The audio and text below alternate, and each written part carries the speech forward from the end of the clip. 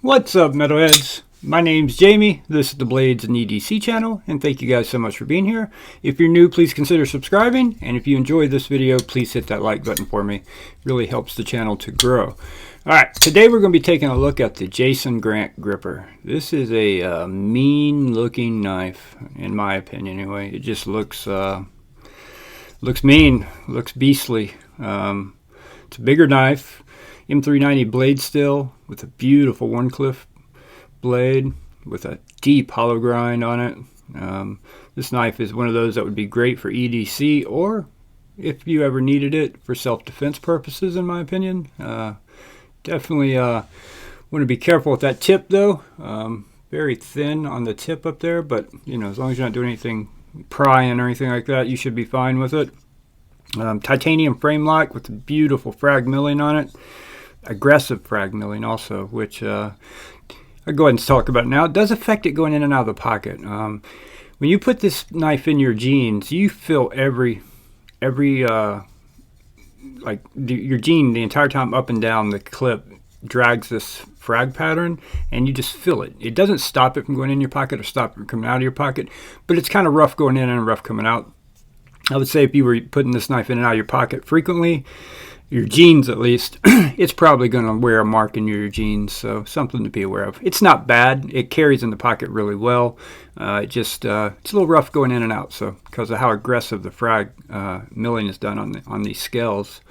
There are not a whole lot of specs on this knife on the website, so I'm going to have to take a lot of those measurements here in the video, take them myself. It does have a 3.5 inch blade. That is one spec that it gives you, and pretty much the only spec it gives you. So we're going to go ahead and take some measurements and weigh this knife and see what actually is going on with it, because for some reason they didn't put them on the website. I don't understand that. But all right, let's check the blade thickness first, because it's pretty thick blade. 140 thousandths. Let me get up to the edge here. Yeah, about 140 thousandths on the blade thickness. The handle thickness is going to be half an inch on the handle. We'll take the overall length of the tape measure because my calipers won't open that far. This thing is 8 5/8 of an inch long. Up this way, average is probably going to be right about an inch. Thicker up here, but in here it's right about an inch.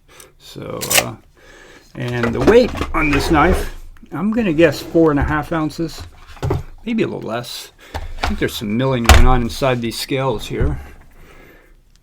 Yeah, a lot of milling going on in there, because it actually looks like it would be heavier than it is. It's lighter than I thought it would be, honestly, for the size of the knife. Come on, scales. My calipers died a couple days ago. No, don't tell me my scales are about to die. Okay. Wow, 5.6. I didn't think it was that heavy. 5.6 ounces on the weight. So this is a bigger knife for me anyway. For larger people out there, this probably won't be a big knife, but for me with a medium-sized hand, this is a little bigger than I would want to carry. On the bright side though, Jason did post on Instagram recently that he's making a mini version of this knife, and that has got me very excited because I think that one would be right up my alley. Q-Ball, who sent this knife in, he's a bigger guy, has bigger hands, so this is probably right up his alley, but for me, it's a little much for my hand size. You do have multiple deployment options with this knife. You have a very minimal flipper here, so you got a flipper tab, and then you can also use the front flipper. And then you have the hole and the fuller, and the hole works great on the reverse flick or the thumb flick. But I honestly prefer reverse flicking with the fuller. I feel like I get better leverage down below the hole. I can even ring finger flick this thing open. I may even be able to pinky flick it open. Yeah, pinky flick it open too, so yeah. One thing I will say about this knife is that it doesn't have, it feels a little bit stiff. It just feels a little stiff, like the pivot's tight, right? Like the pivot may be slightly too tight, but there's no room to adjust it, because if you look how close the blade is to the scale, it's gonna be hard to get that to show up on camera. There's like no room on the sides of the blade here to where you could loosen or tighten the pivot to adjust it, because the blade's going to move side to side depending on which way you go with it, and then the blade's going to be hitting the scales. So I'm thinking this knife will probably break in and get smoother over time. This knife is practically new. I don't think cue ball's done much with it. I've probably deployed it a few hundred times at this point, helping break it in for cue ball. But I did talk to someone else that has one of these knives, and he has the PVD version, the coated version. And he said that he's deployed it thousands of times, and it just is not getting any smoother for him. It just feels tight to him also. And the PVD coating will make it take longer to break in. So, but after thousands of flicks, it should have broken in by now. So it's not bad action. Don't take that the wrong way, you know. But in this price range, I'm expecting something more like this Nimble X, right? Get to close the blade. It's just smoother. It doesn't, or maybe even, well, it's gonna be hard for anyone to compete with the Stout, but you know, I'm expecting a little more, the pivot to be a little looser, I guess. You know, it's not, again, it's not bad. This is OEM by Best Tech, by the way, and the fit and finish on this knife is freaking fantastic. It is absolutely gorgeous. Absolutely gorgeous. Do have an anodized titanium pivot collar on both sides. Let's do some size comparisons real quick. All right, since we just had it out, we'll do the Stout. The Devo Knives Stout. Makes the Stout look pretty small, actually. Here is the Benchmade Bug Out. Very popular knife. A lot of people have one of these to compare to. The Stout, not so much. Let's do the Penguin. A lot of people have a QSP Penguin and can compare it. Compare it to the size. So it makes the Penguin and the Bug Out look pretty small, actually. How about the AD 20.5? So even makes that look small. This is a big knife. A lot bigger, not honestly, bigger than I expected it to be. Here's the Kvist variant PE2. Again, makes it look tiny. Let's do a couple bigger knives. Here is the Spyderco Paramilitary 2. It's even got some length on the Para 2. Not too much, though. Maybe a 1/4 inch on the Para 2, somewhere in that range.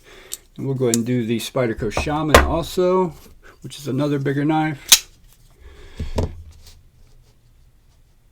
Yeah, it's actually got even more length on the Shaman. And how about the Best Tech Exploit? That's a larger knife. And then we'll go ahead and do that Nimble X since we just had it out. So here's the Nimble X. I would love to see the Nimble W and the Jason Grant gripper. I'd love to do a versus video against those two knives. I think they're going to be very similar, and the W's aren't out quite yet, though. They're coming any time now, though. Yeah, I'd love to at some point do a versus video between those two knives. I think they are direct competitors for each other with the multiple deployment options and the blade shape with it being a Warncliffe, the Nimble W. So yeah, I really like this knife. The action, it's one of those things where, as the action right now, it's for me. But it's one of those things I think could break in and get better over time. So I don't want to ding it too much for that, because this knife has not been, you know, used much at all. So it just feels like the pivot's too tight, but there's no room to adjust it. So it is what it is.